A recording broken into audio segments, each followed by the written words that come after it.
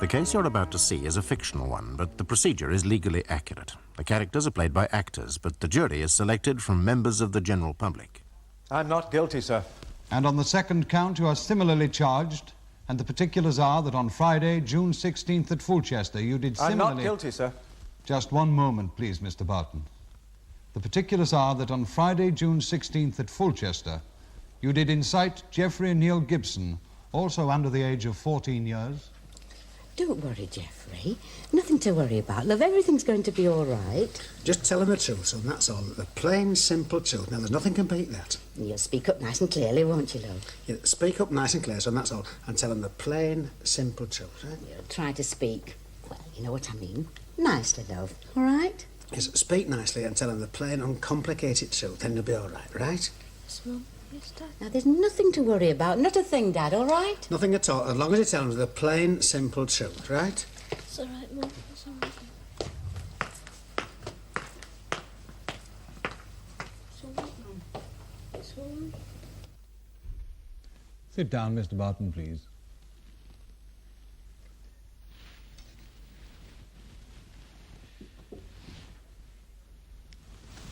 Call Geoffrey Neil Gibson, please. Geoffrey Neil Gibson.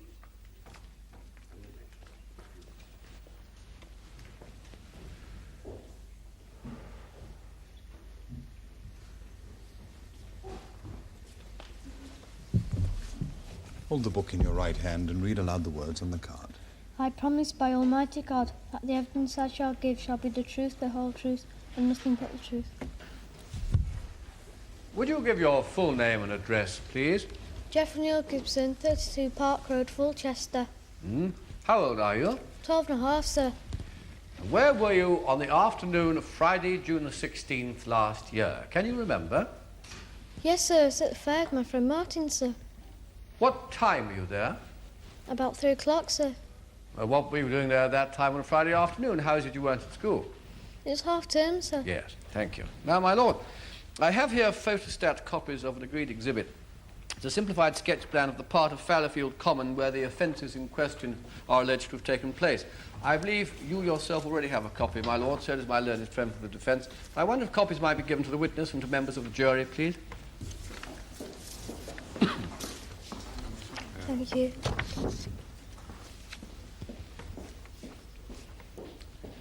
Members of the jury, you'll see it's a very simplified plan of the layout of the northern end of Fallowfield Common.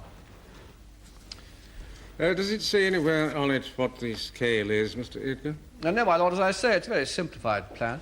What? Oh, thank you. Yes. Well, my lord, I'm instructed that the scale is, in fact, that 6 inches represents 100 yards. Thank you. Now, Geoffrey, do you see that plan? Do you recognise that as a sort of rough outline plan of the part of the common where the fair was on June the 16th? Yes, sir.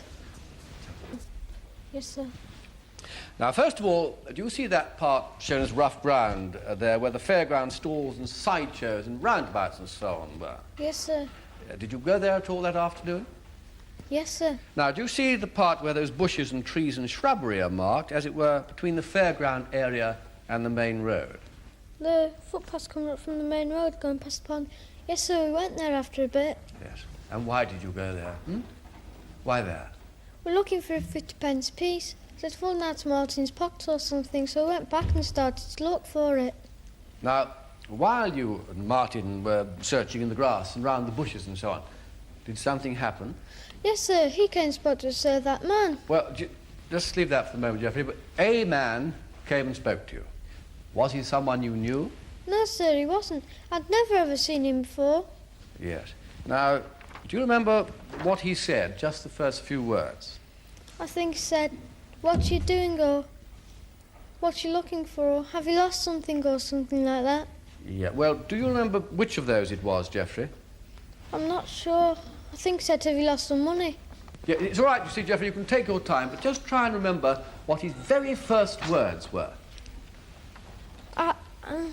I can't remember what he said afterwards, though. He said, "Let's all go and have some fun in the bushes." Now, just a moment now, Geoffrey. I know this is very unpleasant and upsetting for you, but perhaps if you just take your time and collect your thoughts for a moment, you'll be able to remember. Martin said he ought to be locked up. And we ran away as fast as we could and ran straight home and told Mum. And when Dad came, I told him, and Dad said people like him ought to be locked up. Yes, well, just a moment, Jeffrey. Did you, in fact, run away and run straight home, or did quite a lot of things happen in between? It was only because the coppers made us. We only had to tell them about Yes, it's it all right, and Jeff. help them catch him, and we did. And Yes, that's yes. him there, that's him. Yes, it's all right. But I think we've... Yes, right. My lord, I think the most sensible course would be for the boy to be allowed to leave the witness box and compose himself, and in the meantime, while he's doing so, I can call the other boy. Yes, that seems to me to be sensible, Mr. Edgar. Have you any objection, Mr. Nizzard? No, my lord. Oh, no, this is... Silence in court. That's all right, Geoffrey. That's all, thank you. You may leave the witness box for the time being. Thank you.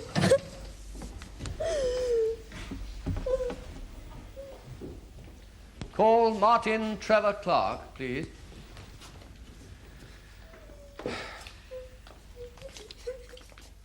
Martin Trevor Clark.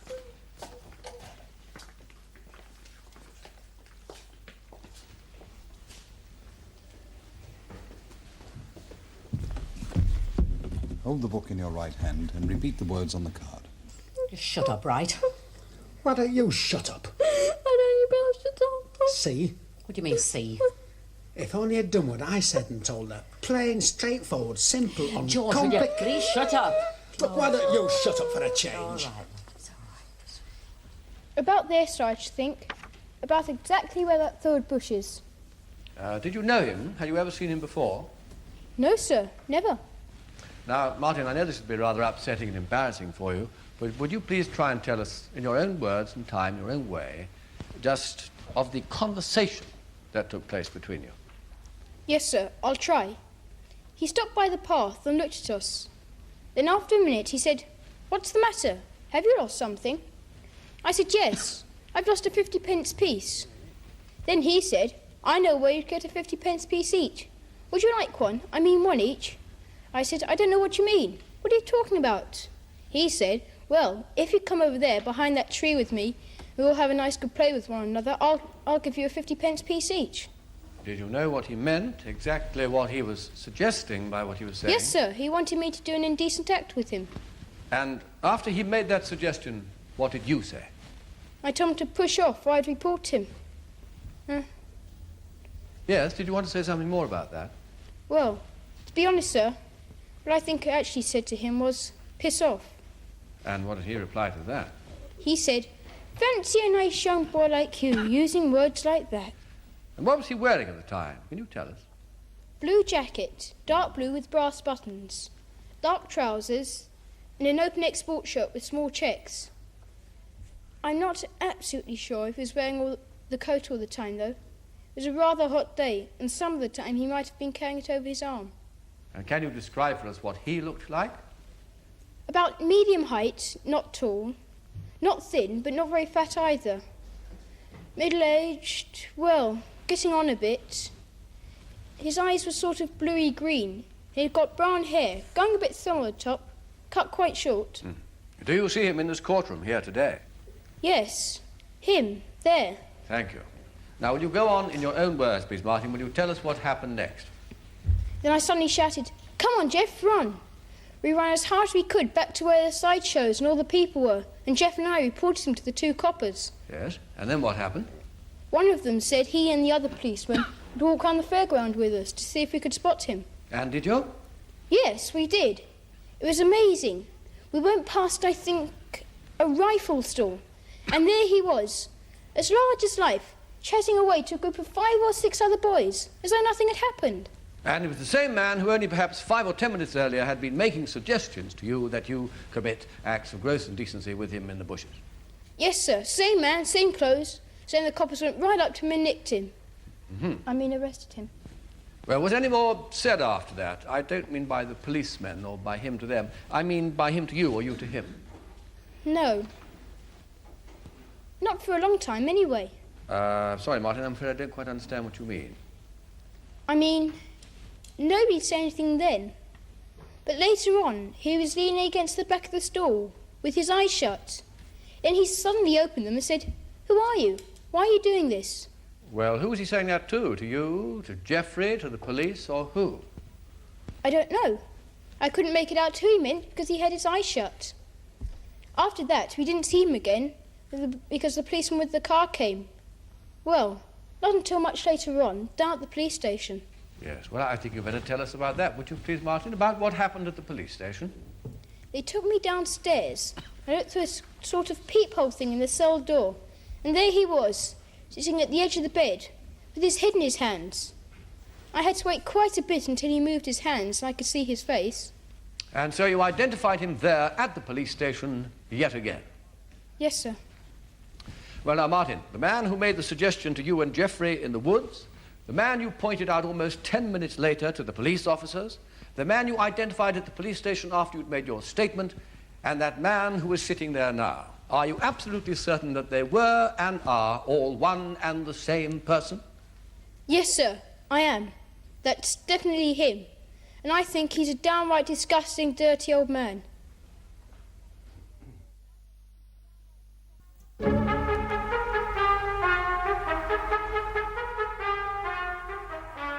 Martin, is it the first time that such a thing has happened to you personally, that a man has made an indecent suggestion to you of this sort? Mr. Nisbet, I'm not at all sure what it is you're going to suggest. May the witness answer the question, my lord? Well, I should prefer first to have some indication of the direction you're going in. Well, the extent of the preparedness or otherwise of the witness to know how to deal with it. Well, I should have thought myself... Well, you may proceed a little further, Mr. Nisbet, but I'm holding myself very ready to interrupt. My lord, I'm suggesting, you see, that you knew immediately what he was suggesting, that it took you hardly any time at all to know what he was after. How long would you say your conversation with him lasted?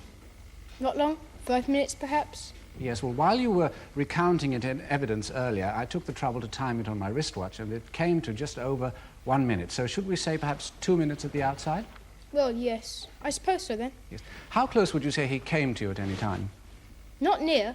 I made sure I kept a good bit of space between us to give us the start to run. Yes, of course, quite right, too. But what was the nearest he came to you? It's hard to say. About... Sorry, I'm afraid I'm not very good at distances. Well, as near as we are to each other now, or a bit nearer, a bit further away? Bit nearer. Ah, my lord, may I? I'll come down to you, shall I? And you tell me when to stop. Yes, about there. About here. Now, Martin, you and I have been talking together a lot longer than you and this man who approached you by the path through the wood. Tell me, Martin, what colour would you say my eyes are? Blue, I think. Ah, not really, Martin, are they? No. But of course, that's a very easy mistake to make. Lots of us hardly notice things like that. No, you recognised and saw the colour of the eyes of this man, Mr. Barton, under circumstances we shall come to later, when the police officers had arrested him. No, I recognised him by his coat, his trousers, his face, and his hair as well. Well, is there anything really so remarkable or striking about his face or hair that would make him outstanding among all those other people on and around and about the common of similar age and height and build? Yes, his eyes. Well, I think we've disposed of the subject of his eyes, Martin. Now, you go to Fulchester Park Comprehensive School, is that right? And you're in the third form? Yes, sir. 3A, sir. Yes, it's a mixed school, mixed classes of boys and girls. Yes, sir. And it has quite a reputation, a very high one, hasn't it, for being a modern and progressive school in very many different ways. Yes, sir. I think so, sir. I think it has. Yes. There's a very good library there, I believe, a very big one, too. Yes, sir. That any pupil can use without restriction or censorship. Yes, sir. Yes. And it contains, for example, books such as this one, which gives very detailed advice and diagrams on both male and female methods of contraception. And this one, which includes information about how to deal with obscene telephone calls. These books are all in the school library, eh? Yes, my lord. They have the labels in the front. They were lent to us for these proceedings. Really? Martin, do you recollect reading any particular ones of these? Not reading all the way right through, sir. No, sir. But you're familiar with them? Yes, sir. Yes. Though at your school you're not just left by yourself to find out about things, are you? Sir? Well, you have regular weekly formed discussions about any subject that any pupil wishes to suggest. Yes, sir. Yes, and sometimes, instead of a discussion with a member of the staff, an outside speaker is invited to come. Yes, sir. When was the last time one of these outside speakers came? Last week, sir. An old woman came from the local Natural History Society with a tank of axolotls. A tank of what? Axolotls, sir. They're like prehistoric goldfish. Oh, thank you. Yes, well, I'm sorry. What I actually meant, Martin, was who was the last visiting speaker you had before the fair? Well, am I right in thinking it was a policeman who came to give you a talk? What did he talk about? Well, crime, sir. Yes, but his talk had a title, didn't it? Do you remember what it was called? Oh, may I prompt you? It was called, wasn't it, Common Sense? And he didn't mince his words, did he? Among other things, he spelt out very clearly to both the boys and the girls the sort of things that some men try to get them to do of a sexual nature in return for a reward of, say, sweets or money. Yes, sir. Now, on that afternoon at the fair, when you and Geoffrey ran away from the man, you almost immediately saw a policeman standing there in plain clothes, the very same one who'd been at your school just recently and given your class a talk. I didn't recognise him, sir. Do you swear on oath to that, Martin? Yes, sir. Well, you say you can recognise one man after speaking to him for less than 2 minutes, and yet you didn't recognise another man, a policeman who'd only recently been at your school and sat or stood in front of your class, giving a talk for over half an hour, answering questions. You didn't recognise him a week or two later when you saw him at the fair. No, sir. I went up to him and said, "Excuse me, but you know I can find a policeman, please?" And he said, "I'm a policeman, son. What do you want?" Well, just one final question, Martin, that's all. I don't want to continue the strain on you. Now, when you and Geoffrey went with Detective Constable Hargreaves and his colleague to try and find the man who'd made this indecent suggestion to you, as you've already described, it was amazing. There he was, large as life. Now, I put it to you that one of the policemen said to you something like, "Look, him there. Is that him?" Is that how it was? Something like that? I don't really remember quite what happened. The policeman pointed him out to you, and you agreed that he was pointing out the right man. Is that correct? My lord, my learned friend is really putting words into the witness' mouth in the most flagrant... No, sir. I think it was me who said, "Look, that's him." Martin, this is a very, very important point, which we must get absolutely... Have your answer, Mr. Nisbet. Thank you, Martin. I have no more questions. I've no wish to re-examine at all, thank you, my lord. Yes, Martin, thank you. Then you may leave the witness box. Thank you.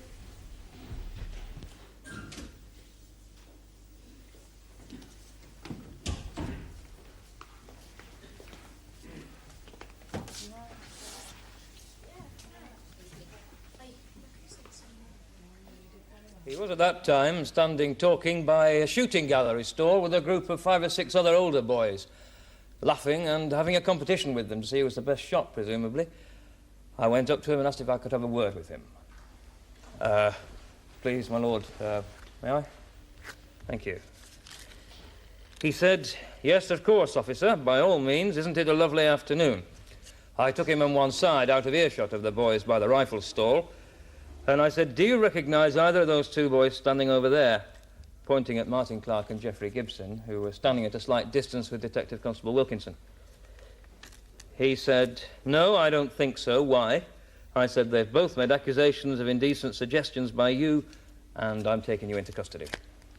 Well, officer, is that your full note on that point? Yes, it is, my lord. I don't use a notebook very much. I can usually remember details without any great difficulty. Well, did he say anything in reply to that? Yes, he did. He said, "No, no, no, no," like that 4 times in succession, and then, "No, it wasn't me." Nothing else? Not at that time, no. Later on, quite a bit later, about half an hour afterwards it would be, whilst we were waiting for Detective Constable Wilkinson to bring the car round, he said, "Who are you? Why are you doing this?" I said, "We are police officers, as..." I said, "We are police officers. As you know, complaints have been made against you, and we are taking you down to the station." He then closed his eyes and put his head back against the side of the rifle stall that we were standing against and seemed to go to sleep. Go to sleep? It was a very hot afternoon, my lord, and I presumed he was rather drowsy as a result of having had a drink. Oh, my lord, I really must object most strenuously to that. Must you, Mr. Nisbet? Why is that? The officer only said that he had the impression that the man was drowsy. You wasn't suggesting, were you, that he was under the influence of drink? Oh, no, in no way, my lord. No, most certainly not. Oh, is it part of your case, Mr. Nisbet, that your client is a teetotaler? No, my lord, it is not. Well, I should have thought then the point was almost one being made in your favour, to explain what would otherwise look like indifference to the seriousness of the situation. Would you like to go on, Mr. Edgar? Thank you, my lord. And when you'd taken him to the police station, officer, did he elect to make a statement which was taken down in writing and afterwards signed by him? Yes, my lord, that's quite correct. May he be shown Exhibit 2, please? Thank you. Is that the exhibit? Yes, sir. And it's right to say in the statement he maintains adamantly, does he not, that the boys were completely mistaken and that before they pointed him out at the rifle range stall, he'd neither seen them nor ever spoken a word with them in his life. Yes, that's perfectly correct. I think it's only fair... Yes? I was going to say, my lord, I think it's only fair to point out that he never at any time said anything from the moment that I first approached him which could in any way be construed as an admission of guilt. Well, I think that's a very commendable observation in these days when we hear so many accusations by accused persons of police making up statements of guilt and attributing them to them. Constable, about how many people were there at the fair on the common the afternoon you arrested the accused? Not very many, my lord. It was afternoon. The fair hadn't properly got going. I'd say about 250. 300 at the most, that's all. 300? Well, actually, that's quite a large number, isn't it? I mean, considered in terms of singling out one individual within a space of 4 or 5 minutes. In fact, the speed of it can only be explained as an incredible and fantastic piece of luck. Or is there possibly one other explanation?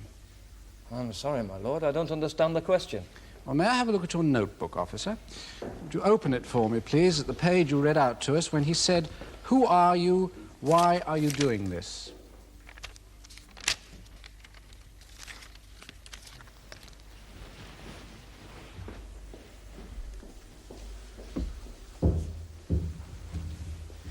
Yes, you just print occasional words rather widely spaced across the page, do you? What might be called the key words, yes. And I see you more or less ignore punctuation altogether, let it, as it were, speak for itself. We are police officers. As you know, complaints have been made against you. Well, when he began, my learned friend for the prosecution said that this was a perfectly simple, ordinary, straightforward case. Well, it is not. Not at all. Far from it. We are police officers, as you know. Complaints have been made against you. Yes, officer, you do know the accused very well, don't you? In fact, you yourself have arrested him several times in the past. Hasn't he already served 6 prison sentences for gross indecency with boys?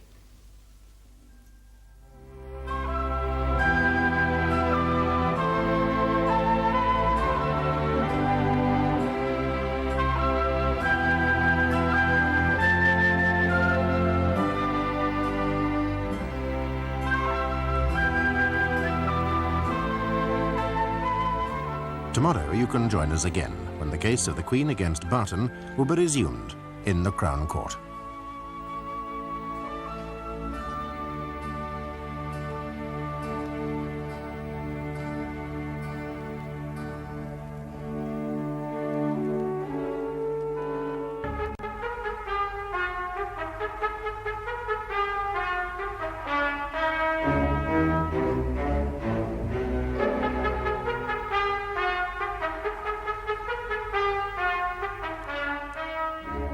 Reginald Barton has pleaded not guilty to charges of inciting 2 schoolboys to commit gross indecency. The defence say he was arrested because the police knew he had several convictions already for the same offence, and because they pointed him out to the 2 boys. What is your address and occupation, Mr. Barton? I live at Flat 2, Prince's Court, Hill Road. I am the site manager for the firm of Vincent Brothers, builders and contractors. And the flat you live in is the home of your widowed mother, Mrs. Barton, I believe, and you pay her £35 a week towards your rent and keep. Yes, sir. And how long have you been living with her in the flat in Hill Road? For the last 6 months. I went to live there immediately after I was last convicted. Which was at which court, and your sentence was what? It was a Broxley Crown Court, and the sentence was for 2 years imprisonment, which was suspended by 3 years. What was it for, Mr. Barton? Attempt to No, I'm sorry. Incitement of a boy under the age of 14 to commit an act of gross indecency. To which you pleaded? Guilty, sir. And how many previous convictions have you for this, or at any rate for offences of this kind? 14, sir. And going back over the past, what, almost 25 years, is it, since you were about 30? Yes, sir. I'm 54 now, so that will be since I was 29, sir. And have all these convictions resulted in prison sentences? No, sir. 6 of the last 14 have resulted in prison sentences. Well, 7, actually. I think technically the last one counts as a prison sentence, even though it was ordered to be suspended, sir. But anyway, you've been actually in prison 6 times. It was only the first few times that you were punished with such things as fines and probation? Yes, sir. That is the defendant's antecedent history, is it, Mr. Nisbet? Yes, my lord. Do you wish to exhibit it? Are we to have copies of it? Oh, it was not my intention to offer it formally as such, but I would willingly do so and have copies made for members of the jury. There's nothing whatever on it that we wish to or intend to hide. Yes, proceed. However, well, no. Proceed for the moment. My lord. Now, on these previous occasions, Mr. Barton, on all of them, it is true to say, is it not, that you pleaded guilty without hesitation to every one of the charges? Yes, I did, sir.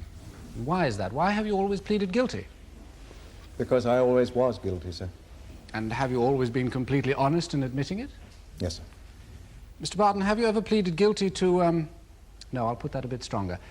Have you ever, in the whole of your life, been charged with offences of any other kind whatsoever? No, sir, I have not. No offences, for instance, involving such things as theft, burglary, embezzlement, fraud, or any kind of dishonesty whatsoever? No, certainly not. Were you at one time a member of a sailing boat club which operated on the waters of the local authorities' disused clay pits at Stonestead? Yes, sir. And did you hold voluntary office for almost the whole of that period on the committee of the club? Yes, I was the honorary treasurer, sir. What sort of sums were involved? How much money passed through your hands, let's say, in a year? About £2,000, sir. And when your treasurership came to a somewhat abrupt end 2 years ago when you were sent to prison, did the officials of the club appoint somebody else as treasurer, and did he naturally immediately check the club's books to see what the finances were in? Yes, they did, sir. And on the last occasion when you were in trouble, that is 6 months ago when you were on trial at Broxley Crown Court, and there was then the possibility that if you were not sent to prison, you would be able to obtain your present job as site manager for the building and contracting firm of Vincent's. Did that person, the person who became the treasurer of the sailing club, write this letter to Vincent's in which he said, "I found the books of the club had been kept in perfect order by Mr. Barton while he was treasurer, and there was not a single error or discrepancy or shortage of any kind"? Yes, he did, sir. Well, one of the reasons for his writing that, of course, Mr. Barton, was that it was a sort of reference, wasn't it, for Vincent's, because the job they were going to give you if you were not sent to prison would involve you in handling large sums of cash. Yes, well, the paying out of the weekly site wages. And how much money passes through your hands there, Mr. Barton? Well, it varies, of course, with the number of men on the site, but I would say in the average of over, well, £10,000 a week, sir. And Vincent's have no fears in entrusting you with the responsibility of handling such large sums of money in cash? Apparently not, no, sir. You're being modest, Mr. Barton. They know you for what you are, and what your answers to my questions continuously show you to be, a man of complete integrity and total honesty. And Vincent's managing director, Mr. Samuels, is here himself and will speak on your behalf later and give us his opinion of your character. Yes, sir, he has kindly offered to give up his time and come here and do that. Did he know when he offered you this job with his firm 6 months ago that you had this sort of record? Oh, yes, I told him. What, all of it, every single detail? Yes, sir. Good. Well, now, will you look at this letter, please?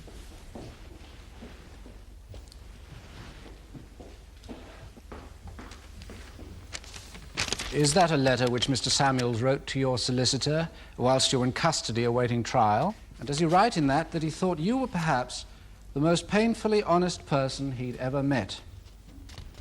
Well... Yes, he does.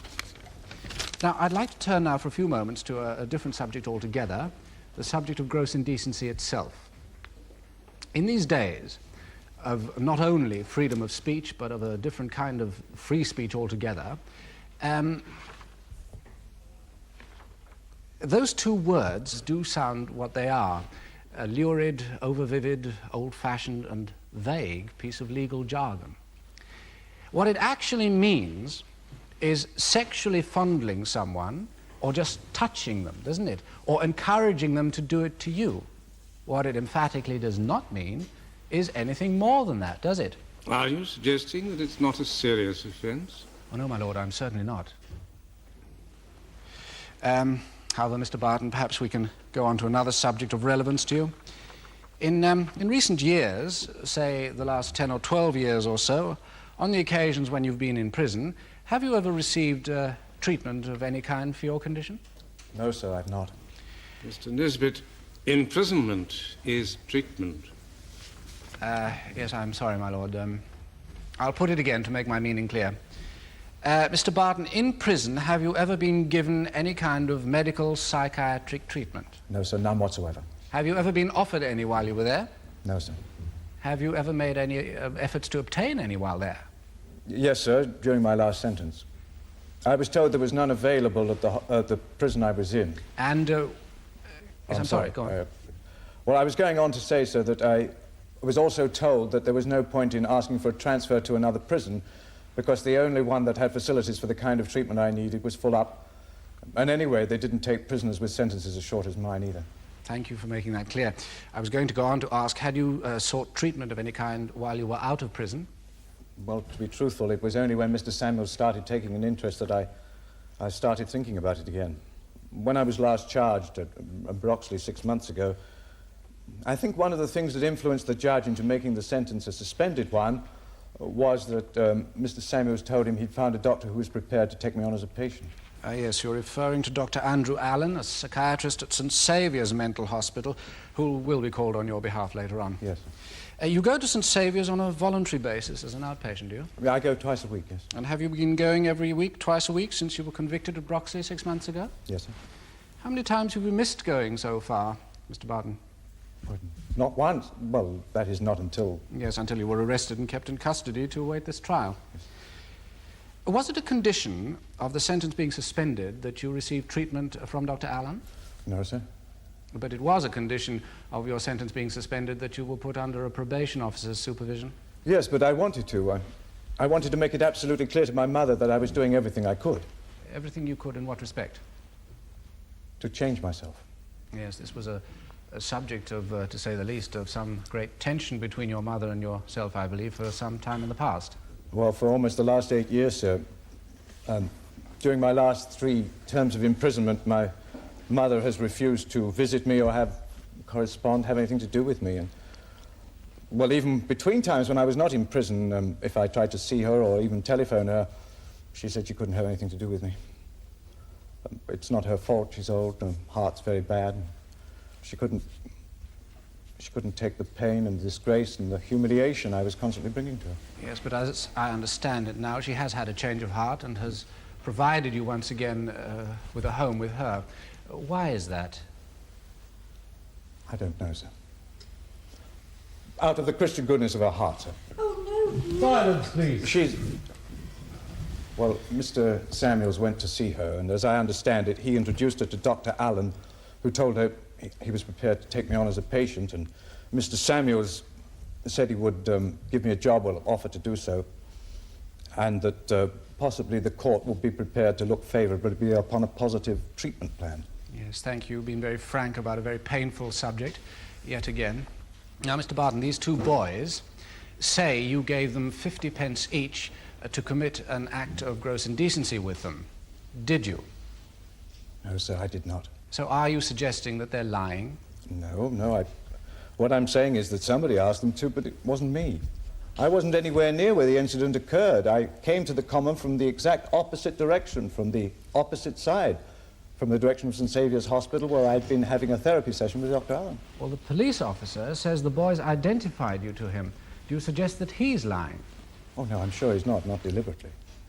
Now, Mr. Barton, all these things, the judge, on the previous occasion, showing you leniency and suspending your term of imprisonment, Mr. Samuels befriending you and giving you a good job and getting Dr. Allen to take you on as a patient, Dr. Allen treating you himself twice a week at the hospital, and your mother, after many years of estrangement, giving you a home once again with her. All these things happening to you all at once 6 months ago, what did they make you feel? For years, I never dared think that there was such a thing as hope at all. But there was hope. There was. And as long as I go on being absolutely and completely honest about every single thing, there is. And would you dream of jeopardizing it, let alone throwing it away? No, no, never, no. And did you, on that day, or for that matter, any other day, make any kind of indecent suggestions to anyone at all on the common? I swear on my oath before God, no. Oh. Mr. Barton, you are, or so it would seem we should believe, one of the most remarkably honest and straightforward men who's ever had the misfortune to find himself here. A pillar of rectitude, almost a saint. Apart, of course, that is, from your unfortunate predilections, proclivities, and activities where small boys are concerned.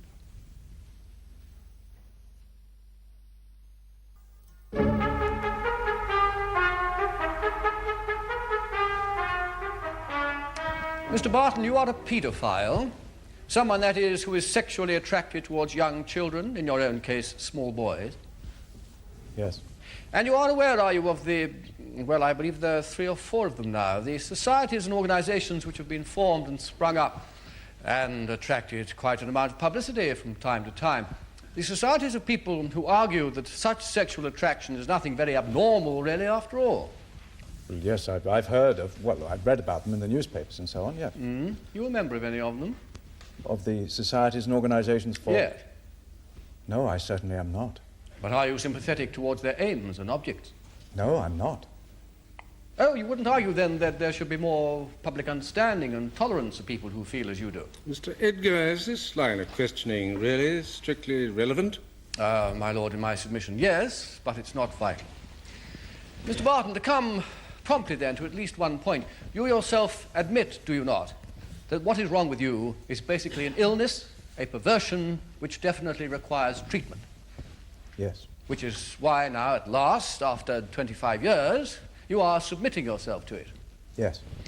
What does this treatment consist of exactly, Mr. Barton? I'm seeing Dr. Allen twice a week at St. Saviour's Hospital. Yes, well, I'm sure you'll appreciate that isn't an answer to my question, which was, what does the treatment consist of, not where are you having it and from whom? Oh, I'm sorry, yes. My treatment consists of taking the tablets prescribed by Dr. Allen and talking to him about my problem for half an hour on each of my twice-weekly visits. I see. What are the tablets? Pardon? I said, what are the tablets? I don't know. Well, haven't you asked? No. Well, what's their purpose? What are they for? Well, I suppose they're to try and... With respect, my lord, since I've already made it clear that I shall be calling Dr. Allen later, I would suggest that he is the proper person to be asked questions of this kind. Mr. Barton is in no way medically qualified and therefore not competent to answer. Mr. Edgar? Well, my lord, since Mr. Barton is, after all, the person who is taking the tablets, perhaps I may at least be permitted to ask him what effect they are having on him.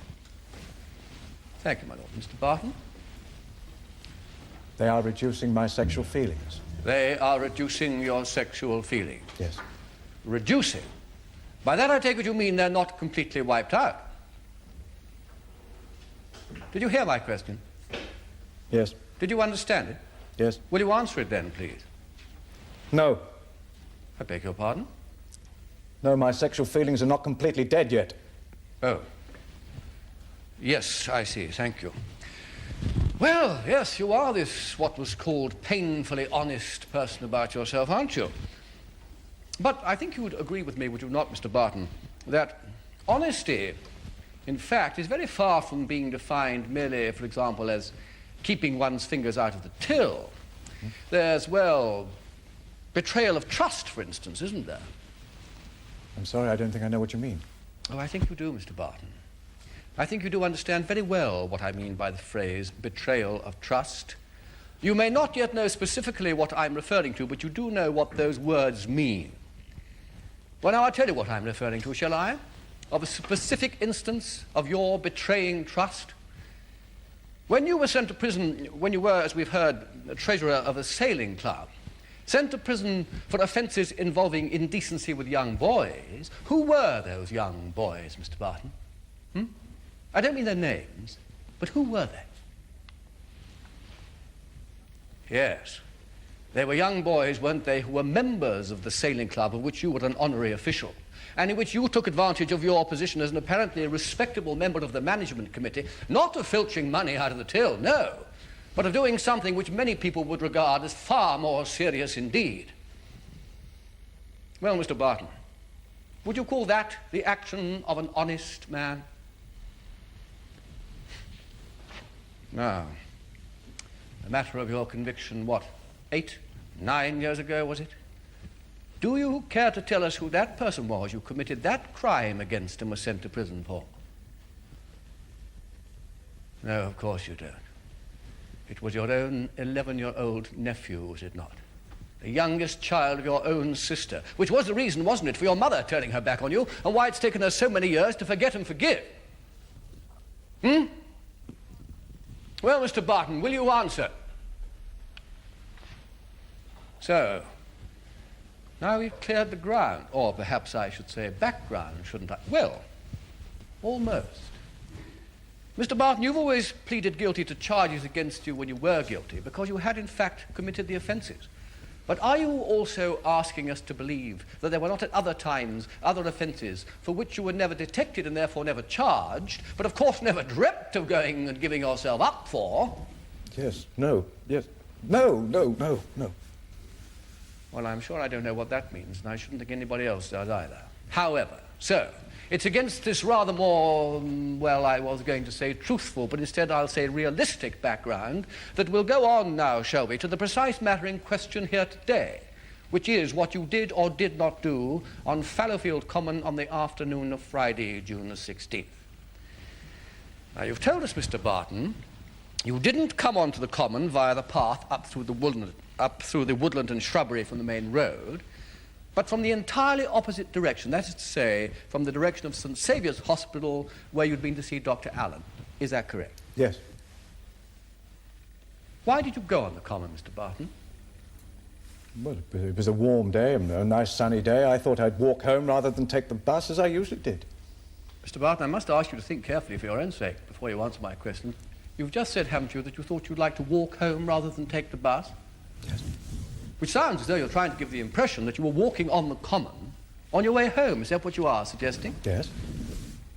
The common isn't on your way home from St. Saviour's. It's almost exactly the opposite way. Oh, yes, I'm sorry. I see what you mean. I didn't understand the question. I went to the pub across the road and had a drink, and then thought I'd go for a bit of a stroll and go back past the hospital and then walk home. You came out of the hospital and went over to the pub for a drink. Yes. What do you mean by a drink? Lager.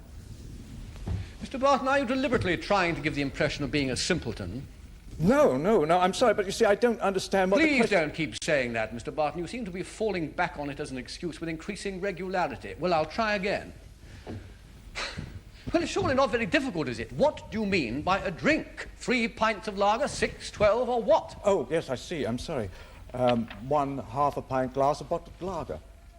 1/2 a pint glass of bottled lager. 1. Yes. Yeah. Thank you. So you were not in any way under the influence of alcohol, not even slightly. You knew exactly what you were doing and where you were going. Oh, yes, definitely. Yes, thank you. So you're not at any time later going to say, for example, that you were shaken and upset after your psychotherapy session, as people sometimes are. So to recover, you went across the road and had a few drinks at the pub, and as a result, found yourself wandering around a little later on a hot day without properly realizing where you were. You're definitely not going to say that. No. So, why did you go on the common? Sorry, I don't really understand. Mr. Barton, why did you go on the common? Why the common? Why not the road, somewhere else, some fields, anywhere? Why the common? Well, I suppose because I saw the fair there. I thought I'd go and look at it. Have a look at it, you say? What do you mean exactly? What sort of prizes they were offering on the stalls? What the sideshows were, that sort of thing? Yes. Yes, and what else? Pardon? What else did you go to look at? I'm sorry, how do you mean? I don't really understand what you're trying to get at. What do you mean, people? It surely do you mean people, isn't it? Well, yes, I suppose so. Yes, I do mean people too. Yes, you suppose you do mean people too. And people, of course, includes young boys, doesn't it? Oh, no, not necessarily, no. Are you seriously meaning to suggest it never even crossed your mind there'd be young boys there too? No, that's not what I'm... Well, of course I knew there'd be young boys. But I mean, it wasn't like that. What was it like then? I just went to look. And yet before long, what was it, 10 minutes at the most, and irrespective of what might or might not have happened in between, you end up chatting with a group of boys at a rifle range store. That's not been denied. That is who you were with, isn't it? A group of boys. Yes, but it wasn't, I mean, it hadn't got anything, but you see, that was not intentional. I see. However, let us continue. Now, you've said, Mr. Barton, on a number of occasions that you haven't properly understood a question, so I'll put this next one as simply as I can. Why do you think, out of all the people on the common, two boys should instantaneously and without hesitation pick out you as the one person who made an approach to them? I don't know. Can't imagine. I put it to you that you can imagine, and you do know. Mr. Barton, do I take it you're nodding your agreement?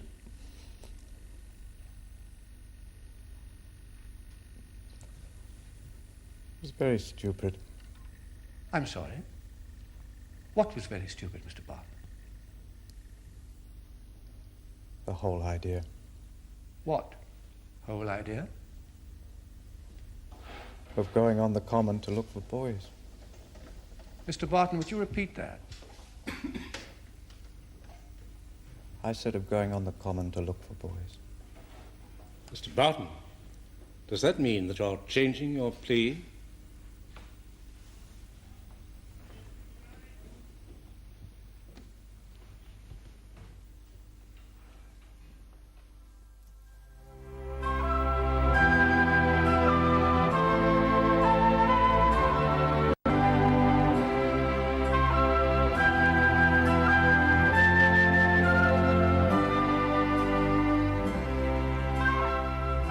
You can join us again tomorrow when the case of the Queen against Barton will be concluded in the Crown Court.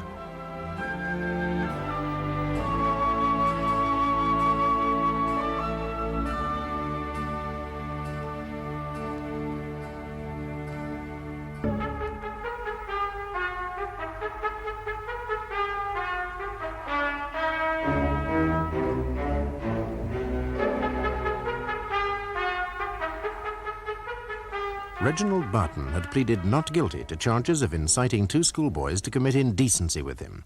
But under cross-examination, Barton has admitted that after a treatment session at the local hospital, he then deliberately went onto the common to look for boys. And at this admission, at the request of his defending counsel, there has been an adjournment.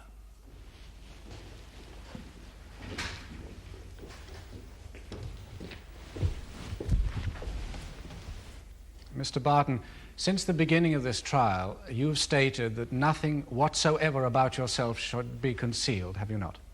I have asked that that principle be followed, yes. Yes. So in order to dispel any confusion that might exist in the minds of one or two members of the jury about why we adjourned early yesterday, can we go over some of the ground that we've already covered? Yes, please. In his cross-examination of you, my learned friend for the prosecution asked you repeatedly why you chose to go for that stroll on the common in particular. Yes. And by persisting in his questioning of you about it, counsel for the prosecution eventually got you to admit, didn't he, that you did in fact have a specific reason for choosing the common rather than anywhere else? Yes. What was that reason, Mr. Barton? Because I thought, among others, there would be boys over there, and I wanted to be in proximity to them. Why did you want to do that? Because I am a homosexual who is, and always has been for the whole of his adult life, as far as I can remember, sexually attracted to young boys.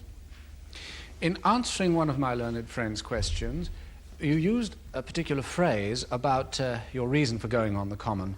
What was it? Would you say it again, please, using exactly the same words? Yes. I said I went on the common to look for boys. Did you mean it as an admission of guilt? No. What did you mean to convey then?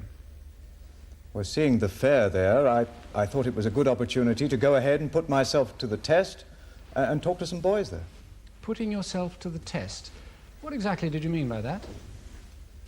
Well, Dr. Allen is prescribing tablets for me to lessen and perhaps even eventually to utterly destroy my sexual feelings altogether.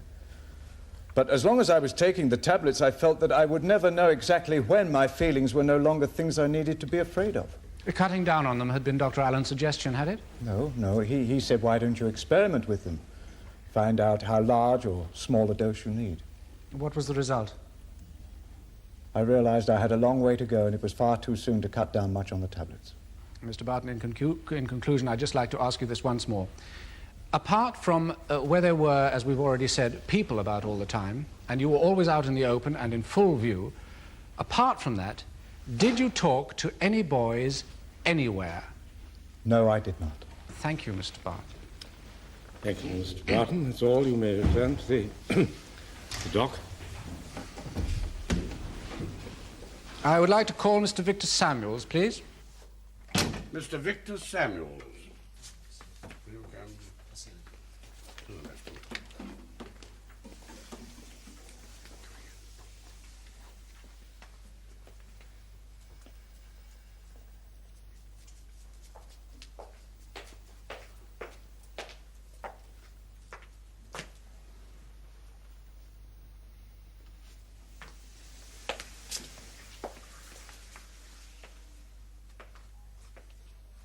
Samuels, you are, I believe, the managing director of Vincent's, the building and contracting firm that employs the defendant, Mr. Barton. Yes, I am. Is he a good employee? I wouldn't say that. I would say he was an outstandingly excellent one. Absolutely hard-working, reliable, and trustworthy. So there's no question that as a result of these charges he faces, irrespective of whether he's found guilty or not guilty of them, of his not continuing in your employ? Oh, certainly not. If, by some gross miscarriage of justice, he is found guilty, then of course he won't be able to. Until such time as he comes out of prison, that is. The day following which he'll immediately resume working for me. How long have you known Mr. Barton, Mr. Samuels? 4 years. How did you meet him? I met him in prison. I'm a prison visitor. How long have you been doing this sort of voluntary... It is voluntary, is it? Yes. This sort of voluntary work? 12 years. And would you say, therefore, that you could fairly be described as a very experienced prison visitor? Well, it's hardly a phrase I'd use myself, but yes, I suppose you could. And as such a long-experienced prison visitor, would you now give us your opinion of Mr. Barton as a person? I think he's one of the most... No, I won't qualify that. I think he is the most honest person I've ever met. Well, that's a very strong claim to make about anybody, isn't it? How well do you actually know him? Well, a sexual offender of any kind is always literally a prisoner within a prison. Either he's kept for long periods in solitary confinement under Rule 43 for his own protection, or, if that's not absolutely necessary, then he has no friends among the other prisoners. They won't speak to him, they won't have anything to do with him, because he's considered among criminals as the worst and the most obnoxious type of offender, the absolute lowest of the low. So, for well over 2 years, when he was last in prison, all our conversations were held in these circumstances under these conditions.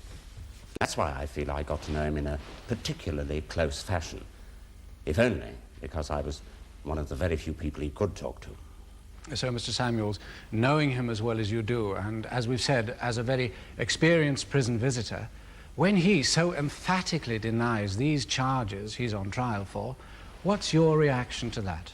I believe him, absolutely and completely. There can be no question of doubt about it whatsoever. He must be innocent. Thank you, Mr. Samuels. Mr. Samuels, it might perhaps be relevant to mention at the outset that as well as being a successful businessman, and I hope that's an accurate assumption, is it? You also hold a law degree, do you not? Well, it's hardly for me to say whether it's relevant or not, I don't think, is it? However, that is true. I am a barrister at law. Are you practicing, Mr. Samuels? Oh, no, my lord. Oh, may I say that it's not because I was disbarred. I merely gave up my practice to become legal advisor to building contractors and then gradually moved more and more into the business side. Oh, well, thank you for removing that possible misunderstanding. My lord. And as well as being managing director of a large company and a qualified barrister, and also a prison visitor, you have a number of other interests, do you not? Oh, very many, yes. Would you care to tell us about some of the better-known one? Good gracious, no. But they don't include homosexual activities or fancying young children, if that's what you were asking about. No, Mr. Samuels, it wasn't. I play a little chess. Ah, so you describe this as what? Possibly the Alekhine defence? I was thinking more of the Queen's Knight gambit. Decline. Mr. Edgar, Mr. Samuels, please, if you'd be so kind, may we proceed? My lord. Mr. Samuels, you are, am I not right, Vice President of a society called Bail? One among 16 vice presidents, to be precise. One of the stated objectives of which... Bail, did you say? Yes, my lord. I believe, though Mr. Samuels will correct me if I have it wrong, that the name is formed from the initial letters of the organization's full name, BAIL, standing for Barristers Against Imprisonment League. One of these stated and well-publicized objectives of which is the total abolition of all forms of imprisonment for all crimes, whatever. Yes. We believe that the correct way to deal with crime and the offender is in the community rather than by... Thank you, Mr. Samuels. Those of us who wish can learn of the Society's aims from its many pamphlets and publications, but simply, I repeat, it, and you yourself presumably too, is and are against all imprisonment for any sort of offender. Yes. So that no matter who appeared here in this court or any other charged with no matter what offence, if there was a prospect of their going to prison for it, you would always be prepared to speak up in their behalf. Well, I wouldn't say I'd be as completely unselective as that. I wouldn't have much sympathy for, let's say, for instance, a barrister caught parking on double yellow lines. I would think that, as an upholder of the law, he should be meticulous in observing it. I wouldn't be prepared to offer much assistance to him.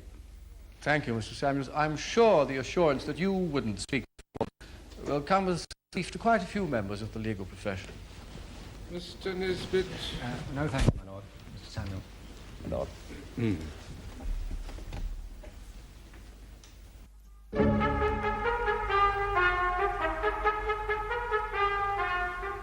And how long has he been your patient, Dr. Allen? 6 months. I see him twice a week for about half an hour at a time. I understand he hasn't missed a single appointment since he began his treatment, has he? No, not one. Not until it had to be suspended because he was arrested and kept in custody. Is that unusual, a 100% attendance record for psychotherapy? No, I wouldn't say it was unusual. But in view of the great emotional strain psychotherapy does often cause, particularly to patients who are not young, it does indicate a high degree of motivation in wanting treatment. Thank you very much indeed, Dr. Allen. Dr. Allen, when did you qualify? Finally. In psychiatry. Last year. Thank you. And where? Edinburgh University. I have an American degree as well from Johns Hopkins Psychiatric Hospital, Baltimore. And, of course, the Oxford medical degree first. Yes, quite. Well, thank you, Doctor. Now, I'm sure you'd agree with me that the members of the jury would appreciate a little expert guidance. Well, I don't know if I'm the person to give it to them or not. Don't you consider yourself an expert? Well, no. Not in legal matters, not by any means. Well, I didn't mean in legal matters, Doctor. I meant in medical ones. As, for instance, well, let's put it very simply. Is your patient, Mr. Barton, responding to treatment? Sorry, I don't know what that means. Oh, well, forgive me, I'll try again. In your opinion, since he began receiving treatment from you, has Mr. Barton improved? Would you say his perversion shows signs of being cured?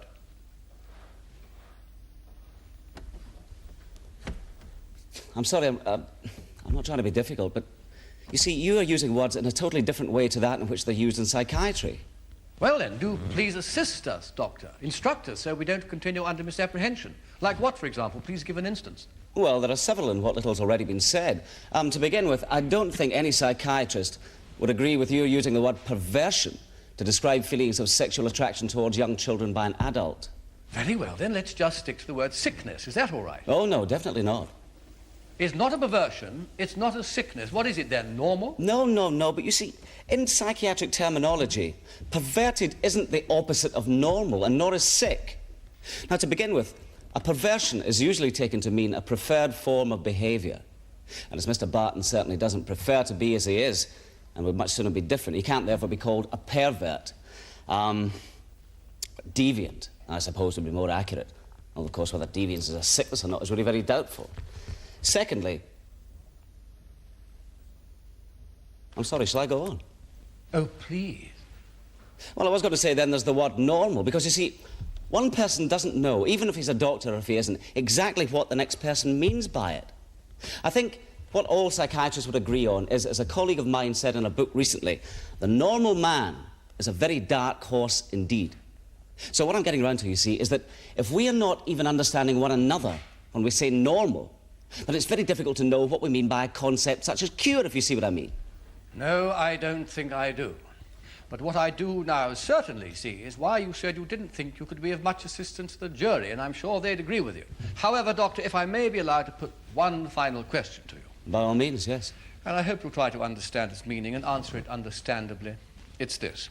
In your opinion, is the accused, Mr. Barton, a truthful or untruthful person? On the whole. Truthful in what way? If that man said that he had done something... No, if you'll forgive me, I'll start again. If that man there said that he had not done something, from your experience as a psychiatrist and your experience of him as a patient, would you believe him? Well, what I believe would be totally irrelevant. Oh, so that you would not be prepared to say that in the generally accepted sense of the term, he is a particularly truthful person? Oh, good gracious, no. Neither particularly truthful nor particularly untruthful. It's a completely meaningless thing to say. Thank you, Dr. Allen. Mr. Nisbet? I don't wish to re-examine. Thank you, my lord. Thank you, Doctor.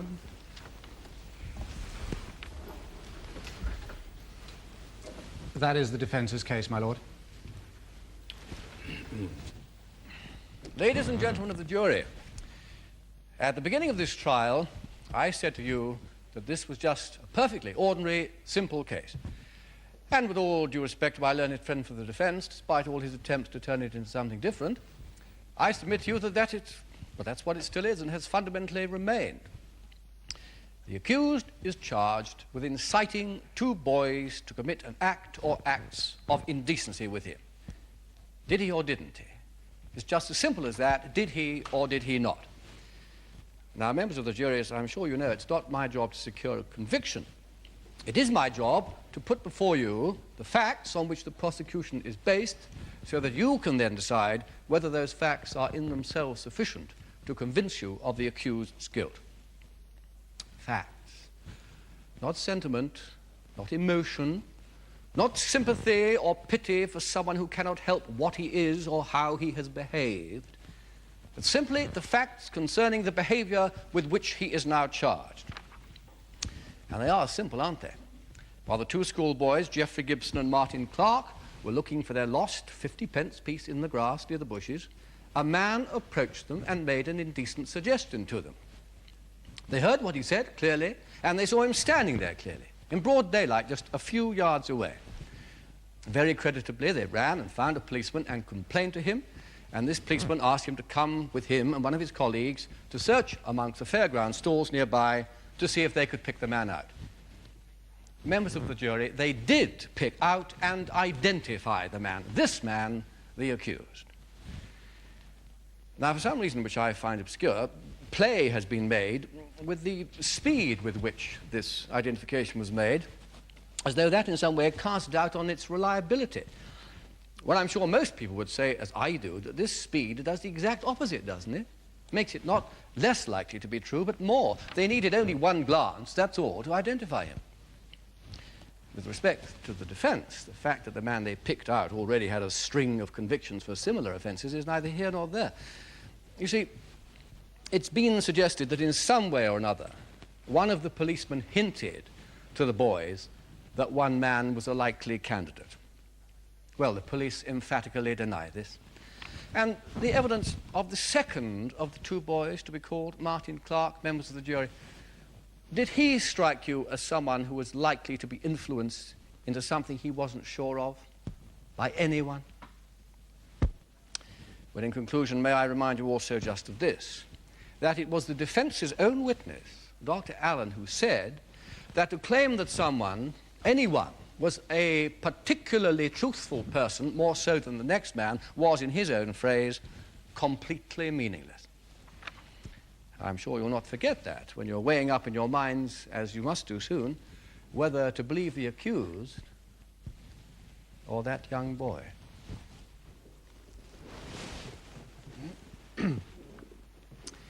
Members of the jury, should you by any regrettable mischance bring in a verdict of guilty, the accused will go straight to prison. His treatment by Dr. Allen, which is his one hope in life, will come to an end. And the whole dreary, meaningless process... Mr. Nisbet, that is an improper observation. In the event of a verdict of guilty, it is I, not the jury, who will decide what the sentence will be. With respect, my lord, I'm drawing the juror's attention to the matter of the accused already being under suspended sentence of imprisonment, and that will automatically come into operation should the verdict Mr. Nisbet, I'm going to instruct the jury to ignore your remarks on this subject. Do I make myself clear? My lord. Members of the jury, I hope I have made it plain in the evidence I have brought before you that you're being asked to believe in the honesty of a man who has throughout spoken consistently in a painfully direct and straightforward way.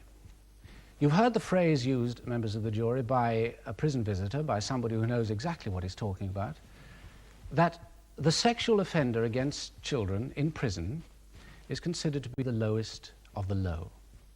And I venture to suggest that it is not only and entirely in prison that such an attitude exists. There is something, let us be entirely frank about it, there is something about the subject of offences against children that arouses in us the feelings of the utmost revulsion. So basic and so fundamental, in fact, that they could fairly be described as being of a primitive, even instinctive nature. We can hardly bring ourselves to contemplate them, let alone begin to be rational about them. And nor would I even suggest that we should. All I ask is that we recognize these feelings of ours as a fact. Are you going to say to him, then, that in being honest, he ensures that he receives less than justice? That in refusing to hide anything, he's making a terrible, catastrophic mistake? For what has he revealed about himself? What has he insisted that you should know? That he's a burglar? That he's a safe blower? A bank robber, even? No. Not that he's one of these, what might almost be called respectable offenders, but that he was and is, members of the jury, a member of that group of offenders which society considers to be in prison, as well as out of it, the lowest of the low. What the defendant asks is that he be given no more nor less than any other man, but the same as any other person, which in this case can surely be nothing other than the benefit of the doubt.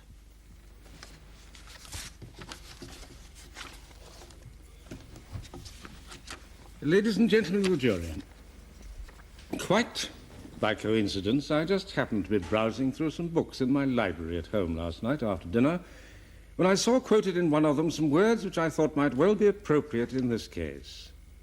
They were spoken by one of my brother judges who died only a year or two ago after a long and most distinguished career in the course of what I believe was a lecture he gave to some young members of the legal profession. A jury, he said, is 12 ordinary citizens with probably little or no training in consecutive thought. They will be largely, if not entirely, swayed by emotion, but they will pride themselves on being susceptible only to strict logic. Well, ladies and gentlemen, it's scarcely necessary for me to tell you, since I've chosen to read those words to you, that they seem to me to be, from my own experience at least, almost the exact opposite of what I have found. But I go out of my way to draw your attention to them because there have been moments in this trial when I felt that strong and continuous efforts were being made to obscure what you're here to consider, which is whether or not the prosecution prove their case, and to tempt you to reach your verdict on the basis of your feelings rather than on your powers of rational thought. Now, I'm sure it's not necessary for that to be emphasized, but I do just mention it. In this, as in any other case, members of the jury, you must lay aside your feelings, and I mean all your feelings of all kinds. You must not, and I'm sure that you will not, allow your verdict to be influenced by such things as whether you find the accused to be an unattractive personality towards whom you feel marked antipathy, or, on the other hand, whether you find him a sympathetic figure who arouses your sympathy and compassion. You must not, and I'm sure you will not. Nor, in taking into account what weight you should give to what was said by witnesses, must you allow yourselves to be influenced for or against them by their manner, their demeanor, their way of speaking, their clothes, their general appearance, or anything else. Just as I'm sure that it's not necessary for me to add either that you must not base your verdict on whether you prefer counsel for the prosecution to counsel for the defense, or vice versa. Remember only what was said. Do not give too much weight, unless you think it is very significant, as to how it was said or by whom. Of course, these things are important, but they're not the nub of the matter. What is your consideration of the facts. And these I shall now briefly recapitulate for you. The prisoner will stand.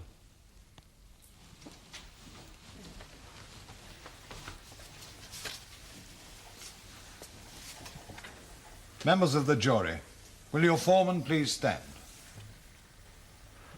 Please answer these questions, yes or no.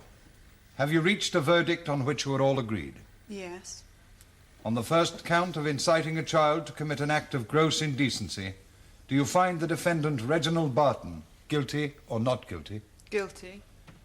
On the second count of inciting a child to commit an act of gross indecency, do you find the accused guilty or not guilty? Guilty.